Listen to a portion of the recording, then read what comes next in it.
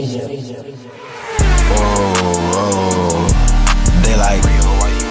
like. So really, on your point of Okoro, really, I know, I know, I know it's a second year, really, but have we actually seen any improvement on offense? That's my thing, really, because again, he wasn't drafted to be an offensive guy, but when you're shooting shooting worse than you are last season in your first year, that's a problem, really, because as a young guy, you're supposed to uh improve, not regress. And that's my thing with Okoro, and is why I don't believe, really, you can jump on me for this, really, but I don't believe he will ever be a good offensive player. Right now, I don't believe he'll ever be that guy. Hey Cavalier fans, I know y'all looking for some new cool gear to rock out with, and I got 3 y'all should look at. Now for starters, we got the Windcraft Cleveland Cavaliers American Stripe flag. It's 3x5 with durable metal grommets and features a quadruple stitch fly-ins. Then of course, for all the die-hard Cavs fans, we got a 2016 championship banner that's also 3x5 to remind everyone that we are the loyalists and the best die-hard fans in the league. So if you want to represent, go ahead and also check out this championship banner. Now the weather is changing, and any Clevelander and Ohioan knows how disrespectful our weather gets. And that's why y'all should be looking into a new Cleveland Cavalier cap. Did not only keep you warm, but to remind the world who you rep. So, if you want any more information regarding any of these 3 products, go down in the description box below and click on the link and let them know that Relly sent you. I I just just don't. think I just think he needs more time because in that case, Really, yes, but he's regressing. That's the point. He's not improving. He's but regressing. I actually got a great example for you. It's crazy because he's one of my favorite players and he regressed after his first season. Could you guess who that player was from 3? Jimmy Butler. No, it was John Wall. Oh, he John was Wall. he was shooting pretty okay, and then he went from 7% the next season, and then after that he's been shooting 30% throughout his career to a point where his 3-point percent average is 32% from 3. So I don't really agree with that when John Wall himself coming into the league was never considered an offensive player, perimeter offensive. Really, the thing is, he makes it up for his passing and his athleticism right now. But Isaac Okoro wouldn't have the opportunity to be that to even showcase his athleticism to that point or passing because he's not the primary ball handler. That's Garland and Rubio. So he wouldn't necessarily ever have that chance. Well, at least in this scheme, he would never necessarily have that chance to showcase that. That's why I think it's not really fair to do that, because a player that would be very similar in that circumstance would be Jimmy Butler or Kawhi Leonard.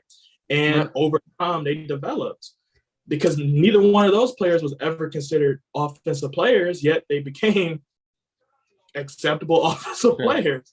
Let me see here.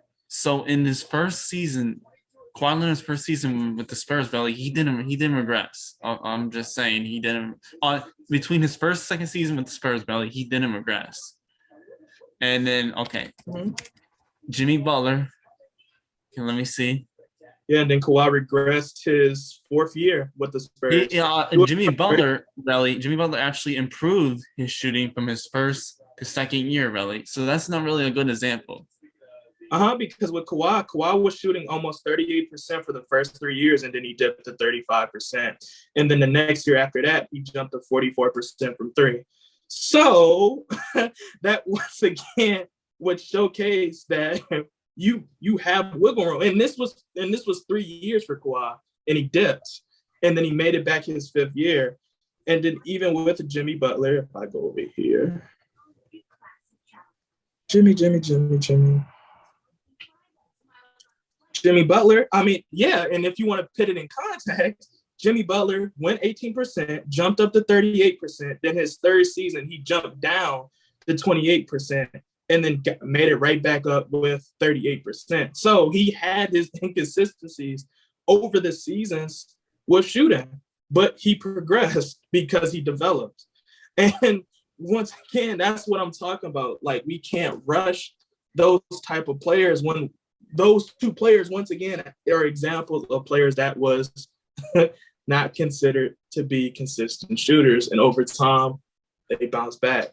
So I just can't I can't agree with that completely. Yes, Isaac Okoro is gonna have to develop, but he got a lot of time to do it. There's a lot of time to do it. I don't know, bro. I don't see what you see in him. I honestly, I was never fully sold on him either last season either. So honestly, I see the same thing I seen in Garland. Like, it's just like, if you really watch him, like, yes, Isaac Okoro might not be the star. He might not be. He might not get to become a face of a team, but I still think he would be a acceptable role player. Really, I see the defense in the court. I don't see the offense though, and that's a problem. Didn't see the offense, Kawhi and Jimmy either, but it happened.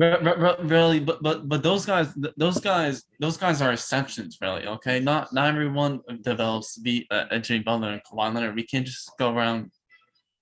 Yeah, that's true with any player. I could also bring up guys like Andre Roberson and Tony Allen, really. So I'm just saying.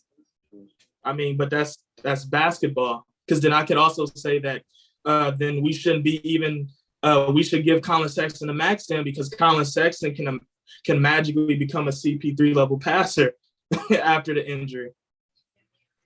So you can't really say that, because then if that's the case, I've seen Derrick Rose become literally a non-shooting player, and one of the best things you want from Derrick Rose is to shoot the ball when he got to Minnesota. So I mean, that's the nature of basketball.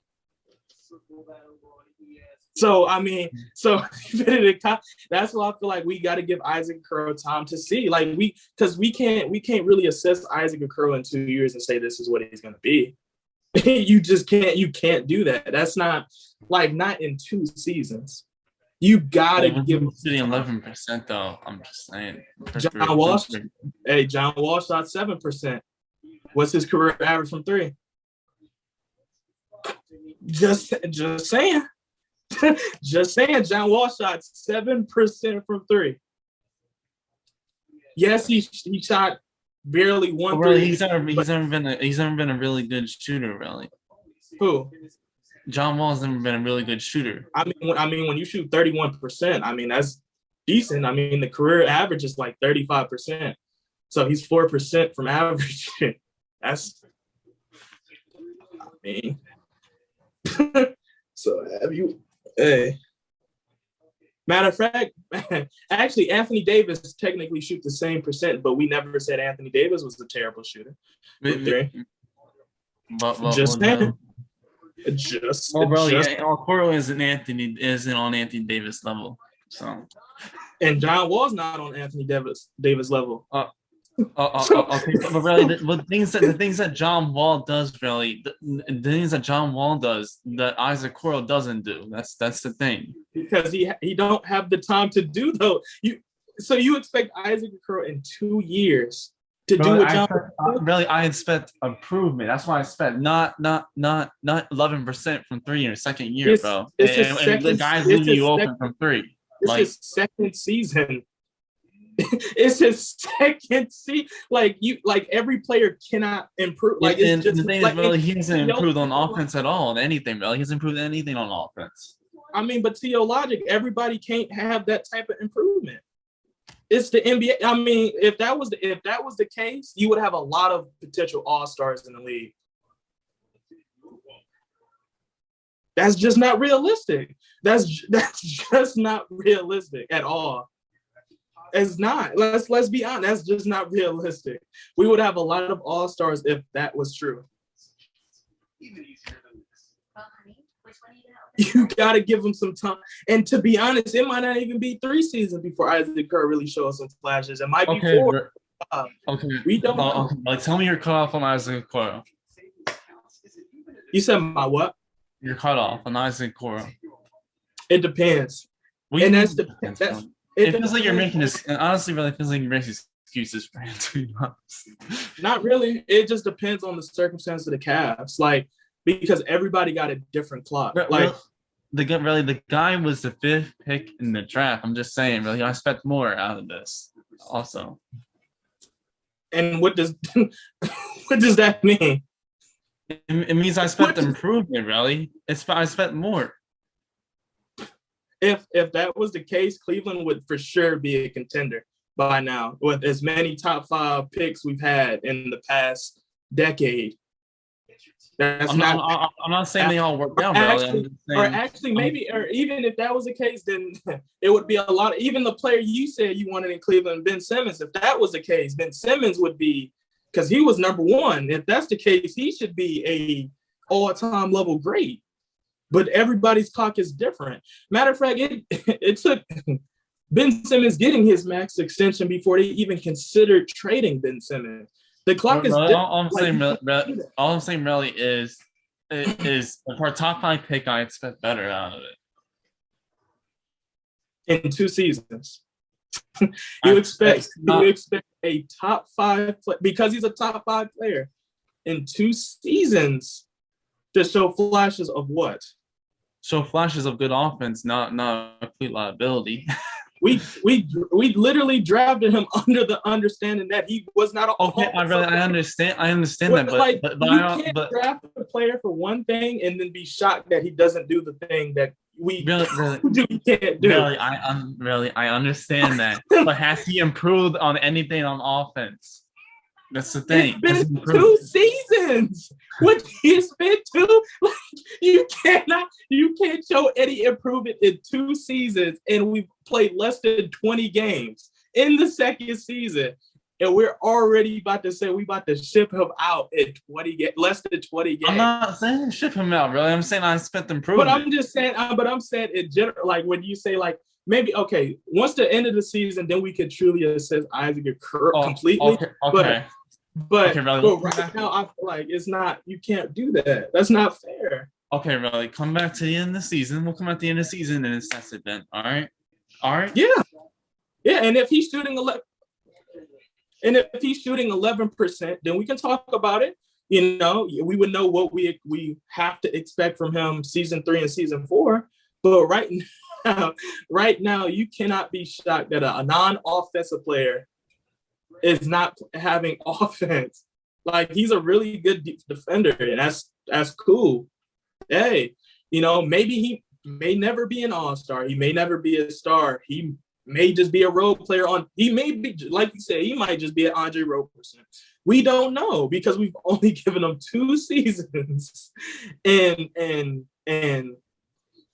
inconsistent, well, in terms of, you know, if he starts or not, you know, in the rotation. So it's like, you know, and I know you said I'm giving them excuses, but I just don't really think so, because it was a very similar player. Well, not play style, but it was a player exactly on this team named Darius Garland that a lot of y'all Cleveland fans did not believe in one season, because he averaged 12 points and 4 or 5 assists. And literally one season after, y'all narrative completely changed on the player. That's what I'm saying. That's all I'm saying. And Darius Garland is a 5th? I think he got picked 5th, right? Yeah.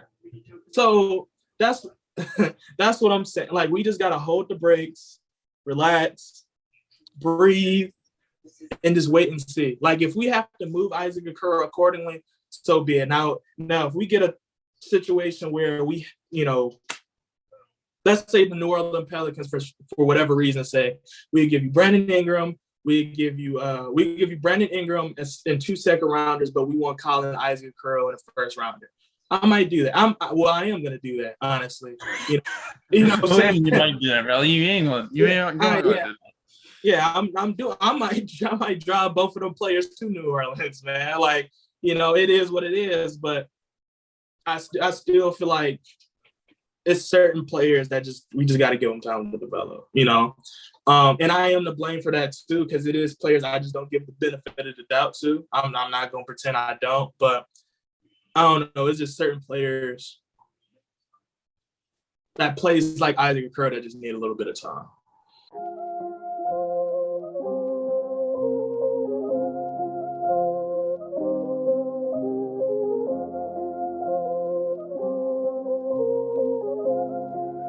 That's Atlantis with that money.